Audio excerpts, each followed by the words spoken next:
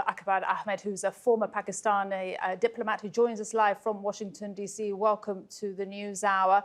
And we were just hearing there about comments from Donald Trump, and you're joining us from Washington. What do you see as the role of the U.S. here? Donald Trump has told India and Pakistan to stop the clashes. Is this a chance for U.S. diplomacy?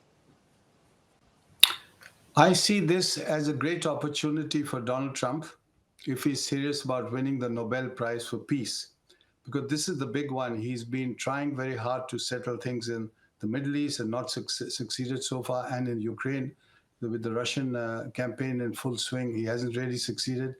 This is this big one because these are two nuclear powers who have fought previously. Both of them have their roles changed over the last decades in relation to the United States. How is that? The United States is in a general state of decline, as all the analysts believe.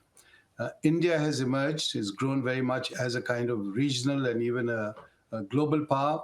And Pakistan has simultaneously taken lots of steps to make sure that it cannot be run over or humiliated or attacked with impunity, as the Commander-in-Chief and as the Prime Minister of Pakistan has said, as has happened in 24 hours ago when India attacked Pakistan and then is waiting now for Pakistan to retaliate. Secondly, what's happened is that there is great outrage on both sides of the border. And this is a new phenomenon where not just the military, but the population is involved. So you have millions of people on both sides who are urging their governments on to more and more escalation. And that is always very dangerous because the public is now imposing its mood on the government to go for the highest stakes. And the highest stakes are nuclear. And if there's a nuclear exchange, I don't have to tell you, it will not only involve South Asia, but it will involve the entire planet. So someone who's committed, as I am, to peace and understanding between the two countries, I believe this is a very dangerous moment in South Asia. But on that point, you say that the population are asking for more of an escalation on both sides, and we're reporting that the national security advisors have both spoken. Will that conversation, stop that popular desire, as you're saying, for escalation? That's a very good sign, a hopeful sign. There are a lot of very sensible people on both sides, and that's the reason why we haven't had a nuclear exchange so far.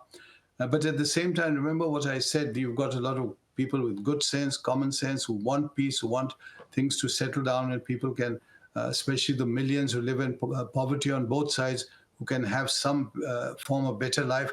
At the same time, there is a genuine, we cannot underestimate it, the outrage and hatred which the media, unfortunately, has stoked. You just have to glance at especially the Indian press, I must say. Pakistan has not been so bad, much more restrained, but the Indian press has just literally gone berserk. They are so full of venom and hatred. They want to see bloodshed and annihilation. They want the Pakistan to be nuked into the Stone Age and so on. Now, Pakistan is not going to just take this without responding. So it's this atmosphere which is very static and toxic.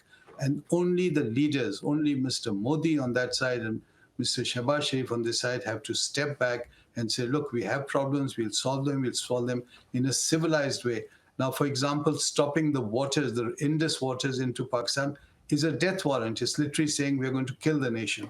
Which nation can allow that to happen without reacting in a very angry and outrageous manner? And that's what Pakistan is doing, because it's a matter of life and death for Pakistan.